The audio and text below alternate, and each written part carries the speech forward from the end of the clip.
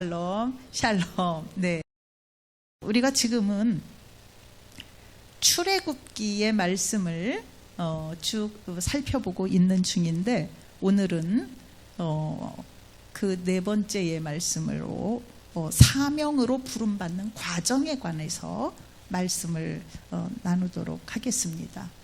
먼저 사명으로 부름을 받는 과정에서요, 첫 번째 과정이 섭리적 인도하심입니다. 우리 1절 말씀을 함께 읽어보겠습니다.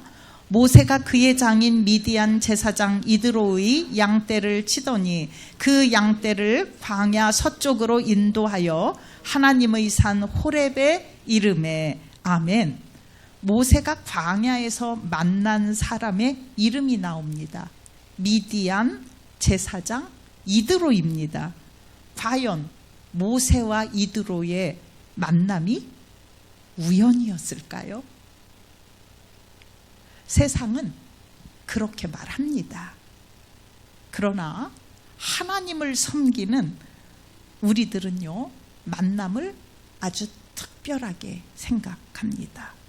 모세의 특별한 상황, 즉 광야로 도망친 상황에서 모세를 만났다, 모세와 이드로가 만났다라고 하는 것은요, 그냥 일반적으로 스쳐 지나가는 사람일 수가 없습니다. 그와 가족이 되고요, 또 그의 울타리 안에서 모세의 광야 생활 40년이 지켜집니다. 우리는 또 후에 알게 되지만 이드로는 모세에게 지도력을 발휘하는 데에 조언을 할 만큼 덕망이 있는 지도자였습니다. 모세는 왕궁에서 지내며 당대 최고의 학문은 이미 익혔을 것입니다. 그러나 그는 노예 상태의 이스라엘을 인도할 인물로서 실력과 함께 그에게 필요한 것은 덕망이었습니다. 이드로는 그에게 아버지이고 선생님이고 또 영적 보호자였던 것입니다. 사람은 지난 후에 깨닫게 되지만 하나님의 편에서는 인도하심으로 우리에게 펼쳐주시는 상황을 우리는 섭리라고 말을 합니다. 사람을 만나는 것, 장소의 인도하심, 또 어떤 일의 발생 같은 것이요, 하나님의 뜻을 이루는 과정의 단초가 됩니다. 이 중에서 특히 사람을 만나는 것은 섭리적 인도 중에 가장 뚜렷하고 대표적인 예입니다. 오늘 저와 여러분이 만났잖아요. 이 만남이 어쩌다가 되어진 일이 아니라는 사실입니다. 오늘 이 말씀을 듣는 것이요, 우연히 듣게 된 게 아니라는 말씀입니다. 그 의미가 날마다 더욱 명확해지시기를 바랍니다. 사명으로 부름받는 과정 두 번째는 영적 현상에 반응하는 것입니다. 2절 말씀, 3절 말씀 같이 읽겠습니다. 여호와의 사자가 떨기나무 가운데로 나오는 불꽃 안에서 그에게 나타나시니라. 그가 보니 떨기나무에 불이 붙었으나 그 떨기나무가 사라지지 아니하는지라. 이에 모세가 이르되 내가 돌이켜 가서 이 큰 광경을 보리라. 떨기나무가 어찌하여 타지 아니하는고 하니. 아멘. 섭리적으로 인도해 주신 곳에는 신비함의 경험을 하게 됩니다. 무엇보다 하나님께 대한 갈망이 더해 갑니다. 분명히 삶에 대한 불만은 아닌데 영적 갈급함이 더해가고요, 자신이 의식하지 못하는 사이에 주님께 굉장히 가까워지고 있음을 나중에 알게 됩니다. 주님의 임재를 느끼는 일들을 경험하게 되고 하나님만이 하실 수 있는 일을요, 전적인 주님의 은혜인 사건을 우리의 삶 가운데서 고백을 하게 됩니다. 사명으로 부름받는 과정 세 번째는 부르심의 순간의 응답입니다. 4절 말씀 보겠습니다. 여호와께서 그가 보려고 돌이켜 오는 것을 보신지라. 하나님이 떨기나무 가운데서 그를 불러 이르시되 모세야 모세야 하시며 그가 이르되 내가 여기 있나이다. 아멘. 하나님은 모세를 계속해서 주목하고 계신 것을 알 수 있습니다. 하나님은 만나 주실 곳을 섭리적으로 인도하시고요, 모세가 그곳을 보려고 돌이켜 오는 것을 보십니다. 모세는 광야에서 자기가 개인적으로 외로웠을지 모르지만요, 하나님은 그의 일거수일투족을 눈여겨보시면서 동행하셨다는 것을 우리가 알게 됩니다.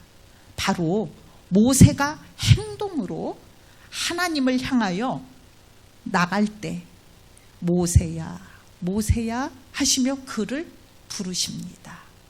우리가 아무리 우리의 환경 가운데 하나님이 임재해 계시고 하나님이 우리에게 신비한 것을 경험하게 해주신다 하더라도요, 우리가 행동으로 하나님께 반응을 하지 않으면 하나님을 만날 방법이 없습니다. 바로 모세는 그 신비한 광경, 떨기나무가 불에 타는데 소멸되지 않는 것을 보면서 그곳을 향하여서 몸을 돌이켜 갑니다.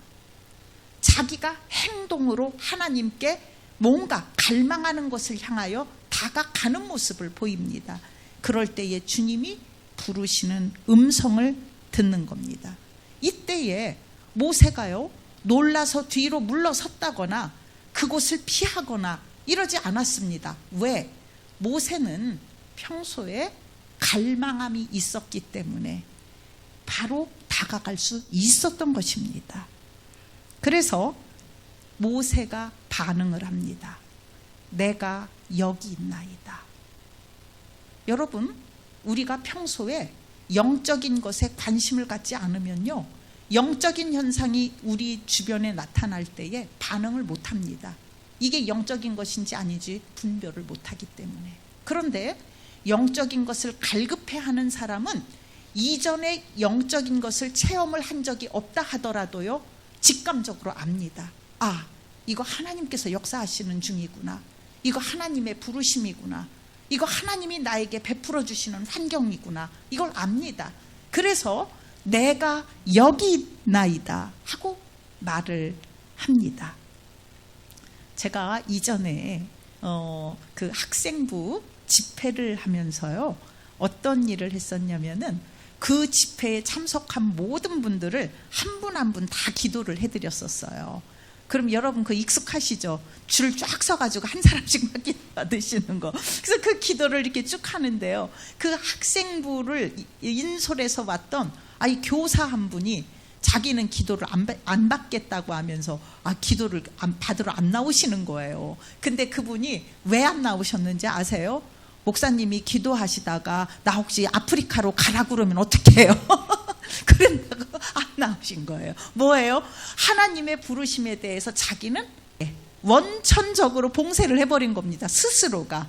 그러면 누구의 뜻대로 살겠다는 겁니까? 내 뜻대로 살겠다는 겁니다. 하나님이 사명으로 부르시는 것 자체가 두려워서 그래서 아예 그럴 만한 환경 가운데 반응을 하지 않는 겁니다. 그런데 우리는요, 하나님의 사명대로 살기를 진정으로 원한다면 우리는 하나님께서 베풀어 주시는 영적 환경에 내가 반응을 해야 됩니다. 옆에 있는 사람이 자꾸 옆구리를 찔러서 그냥 반응을 하라고 미룬 것이 아니라 내가 스스로 반응할 때에 내가 여기 있나이다 할 때에 주님은 다음 단계로 인도해 주십니다. 사명으로 부름받는 과정 네 번째는 거룩한 성도의 현실이라는 겁니다. 이 말씀은 다른 말로 바꾸어서 무슨 얘기냐? 성도의 현실은 거룩하다 이겁니다. 우와, 여러분 이 말을 들을 때 우리가 내가 지금 교회 오기 전에도 어떤 상태였었는데 이런 거 생각하면서 내 생활이 거룩하다니, 나 아직 거룩해지려면 멀었는데, 이런 생각을 혹시 하실지 모르겠습니다. 5절 말씀, 9절 말씀 이어서 함께 읽어보겠습니다. 하나님이 이르시되 이리로 가까이 오지 말라. 내가 선 곳은 거룩한 땅이니 내 발에서 신을 벗으라. 9절 이제 가라. 이스라엘 자손의 부르짖음이 내게 달하고 애굽 사람이 그들을 괴롭히는 학대도 내가 보았으니. 아멘, 아멘. 주님께서요, 모세에게 내 발에서 신을 벗으라 이렇게 말씀하십니다. 모세가 그 신을 신고 밟고 온 땅에서 그가 살아온 역사를 하나님은 모두 알고 계십니다. 그의 죄도 아시고, 그의 수치도 아시고, 그의 허물도 아시고, 그의 상처도 아시고, 그의 장점, 단점, 그의 강점, 약점 모두 다 아십니다.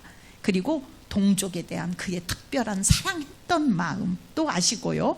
그리고 하나님에 대한 갈망도 하나님은 아십니다. 우리의 판단에 긍정적이든 부정적이든 전적으로 하나님만을 바라보는 그런 삶이 아닌 삶은 하나님께 쓰임받을 수 없다는 것을 우리는 알 수 있습니다. 그래서 하나님은 그 이전의 삶의 모든 것을 다 내려놓고 그 신을 벗고 그 하나님을 만나기 전, 하나님을 전적으로 의존하기 전까지의 삶을 모두 청산하고 주님께 전적으로 의존하기로 결단이 되어지고 마음이 돌아선 이후에 하나님은 바로 사명을 부여하신다는 사실입니다. 우리가 부분적으로 하나님을 의지했던 그 삶을 내려놓으라는 명령입니다. 우리가 사명으로 부름받기 위해서는요, 그리고 감당하기 위해서는 하나님 외에는 의존의 대상이 없어야 됩니다. 온전히 주님을 따를 수 있으려면 온전히 주님만을 의존해야 된다는 이야기입니다. 한편 9절의 말씀처럼 우리의 일상에서 마음으로부터 울부짖는 기도를 하나님은 들으신다는 겁니다. 왜 내게만 있는 괴로움이냐고 호소하는 그 울부짖음도 주님은 듣고 주님의 역사를 준비하고 계셨다는 사실이 여러분 감동적이지 않습니까? 나만 홀로 겪는 고통이라고 그런 것은 없습니다. 주님 안에 있는 우리들의 고통은요, 아무 의미 없는 고통 자체인 것은 없습니다. 주님이 우리를 주님의 뜻에 맞는 사람으로 만드시는 도구입니다. 주님이 들으시는 고통입니다. 사명으로 부름받는 과정 5번째 단계는요, 하나님의 비전을 드러내십니다. 10절 말씀 보시겠습니다.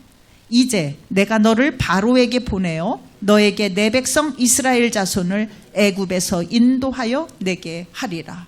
드디어 모세에게 왜 모세를 하나님이 만나주시고 여기까지 인도하셨는지에 대한 것을 밝히십니다.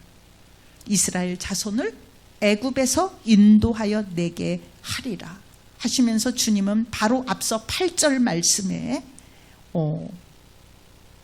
어떤 방법으로 하실 것인지를 목적지까지 말씀하십니다.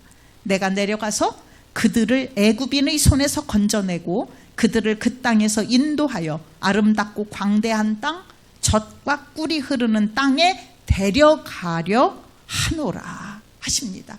하나님께서 젖과 꿀이 흐르는 땅으로 이스라엘 백성을 인도하려 가려고 하시는데 그 리더로 누구를 쓰시겠다는 겁니까? 모세를 쓰시겠다라고 주님이 말씀을 하시는 겁니다. 그러면 사명으로 부름받는 과정 마지막 6번째 단계는요, 사명 부여와 더불어 하나님의 약속이 이어집니다. 12절 말씀을 우리 함께 읽어보겠습니다. 하나님이 이르시되 내가 반드시 너와 함께 있으리라. 내가 그 백성을 애굽에서 인도하여 낸 후에 너희가 이 산에서 하나님을 섬기리니 이것이 내가 너를 보낸 증거니라. 아멘. 주님은요, 우리에게 사명을 부여하실 때 사람들은 공통적으로 느끼는 게 뭐냐면 내가 감당할 수 있을까, 이것입니다. 이거는 내가 지금까지 살아온 것과는 좀 궤를 달리하는 것인데 하는 것인 생각입니다. 내가 이전에 살던 방식하고 다른 것으로 진입을 해야 되는데, 여러분, 당연히 우리의 인간적인 마음에서는 두려움이 있을 수밖에 없습니다. 우리는 잘 알지만 모세도 하나님이 부름받았을 때 예, 가겠습니다 그랬습니까? 내가 여기 있나이다라고 자기를 하나님께 반응을 했음에도 불구하고 정작 사명을 주셨을 때 모세가 뭐라고 해요? 주님, 저는 못 가요 이랬어요. 나는 말을 못하는 사람이고 어떻게 바로 앞에 제가 갑니까? 왜? 바로는 나의 생명을 찾는 사람인데. 여러분, 그런데 주님이 뭐라고 하십니까? 반드시 내가 너와 함께 하리라. 아멘. 여러분, 하나님보다 더 큰 존재 있습니까? 바로가 하나님보다 더 큰 존재입니까? 우리는 압니다. 하나님보다 더 큰 존재는 없다는 것을. 그런데 그 하나님이 우리와 모세와 반드시 함께 하리라 약속을 해 주십니다. 우리가 하나님께 반응하여 우리에게 사명이 부여될 때, 여러분, 너무 힘든 일인데요, 내가 할 수 없는 일인데요, 여러분, 인간적으로 충분히 그런 생각 할 수 있습니다. 그러나 주님의 이 음성 기억하시기 바랍니다. 반드시 내가 너와 함께 하리라. 아멘.